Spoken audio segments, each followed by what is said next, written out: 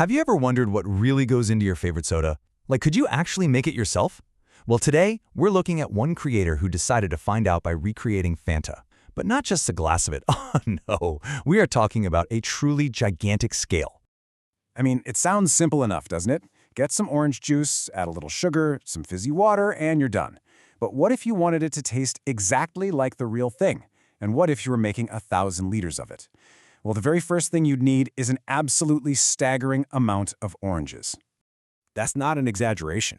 The starting point for this whole adventure was a literal ton of fresh oranges. And these weren't just any oranges from the store. They were hand-picked directly from an orange grove to make sure they were the absolute sweetest and juiciest kind you could get. And this was no weekend project, that's for sure.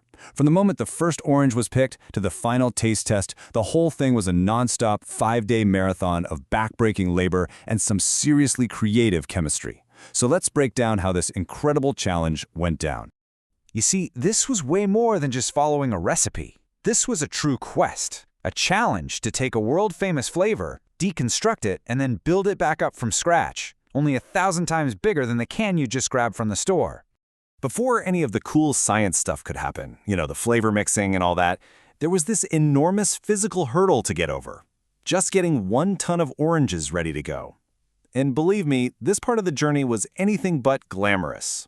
First off, he had to fill not 1, but 2 cars to the absolute brim with oranges, and since they were straight from the grove, they were covered in dirt and dust. So what's the most logical place to wash a literal ton of fruit?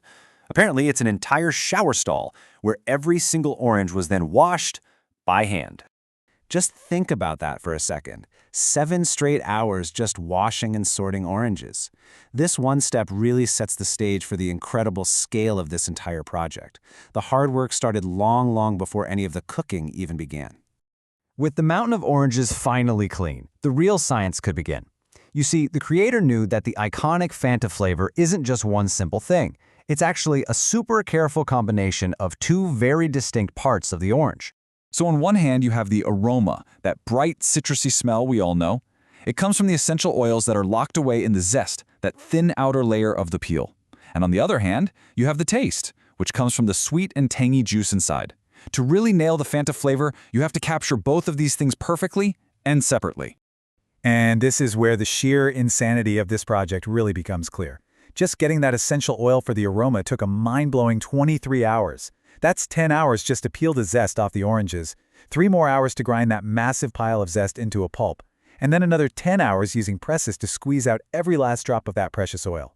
Just incredible. Now, while that whole aroma extraction marathon was going on, the team also had to tackle the taste part. From that 1 ton of now peeled oranges, they managed to squeeze a colossal 210 liters of pure orange juice. And that wasn't a quick job either. It took a full 8-hour workday, with 3 juicers all running at the same time just to get through all that fruit. They even did a little side experiment and found that the electric juicer was a full 3 times more efficient than a manual one. Every bit of efficiency definitely counted here. Okay, so the aroma is captured and the taste has been extracted. It was finally time to bring it all together. This is kind of the alchemy stage, where all the individual pieces are carefully combined to create the Fanta concentrate.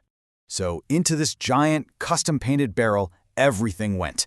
The orange juice was boiled down to 1/5 of its volume to really concentrate that flavor.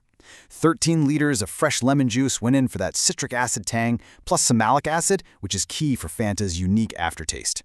Then came that precious essential oil, mixed with a special emulsifier so it would actually mix with the water, along with 10 kilograms of sugar, and of course a little food coloring to get that signature look.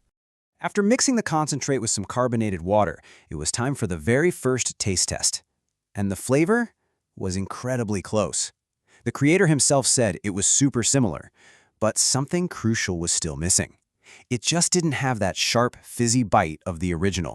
The diagnosis was obvious. It needed more carbonation. A lot more. The plan was to basically supercharge the fizz, but this final, crucial step was about to take a very, very dramatic and messy turn. So to get that really intense carbonation, he turned to dry ice. Simply put, dry ice is just frozen carbon dioxide, the very same gas that makes all our sodas bubbly. The idea was pretty simple. Just drop it into the barrel and let it rapidly infuse the entire batch with fizz. What could go wrong? So they crushed up the dry ice into smaller pieces and poured it into the giant barrel of homemade Fanta. And for a split second, it looked like the perfect solution. And then, well, chaos erupted. Yeah, this is what happens when your science experiment gets a little too exciting. The reaction was way more violent than anyone expected. It was like a volcano of orange foam just erupted from the barrel, spilling a bunch of their hard-earned soda all over the floor. A true fizzaster.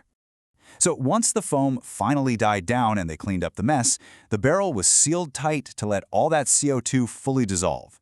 After 5 straight days of non-stop work and a near disaster, the moment of truth was finally here. Was the final product actually a success? The final verdict? It was astonishingly close. In a side-by-side taste test with the real, factory-made Fanta, the creator judged his homemade version to be a 95% match. That's just amazing. I mean, a 95% match is a remarkable achievement all on its own. But what makes it a true success story is that this version was made almost entirely with natural ingredients. Fresh orange juice, real zest, real lemon juice. So, despite the monumental effort and that fizzy mishap, the quest was absolutely complete. So there you have it, an epic 5-day journey. It all started with harvesting and a 7-hour washing session, then moved into 2 solid days of painstaking extraction work, followed by brewing the concentrate, and finally, the carbonation chaos and the successful final test. And that really leaves us with a fascinating thought, doesn't it? This whole project pulled back the curtain on the incredible amount of work and science that goes into producing just one common drink. It kind of makes you wonder what other simple, everyday things in our lives are hiding a similar level of complexity, effort, and ingenuity right beneath the surface.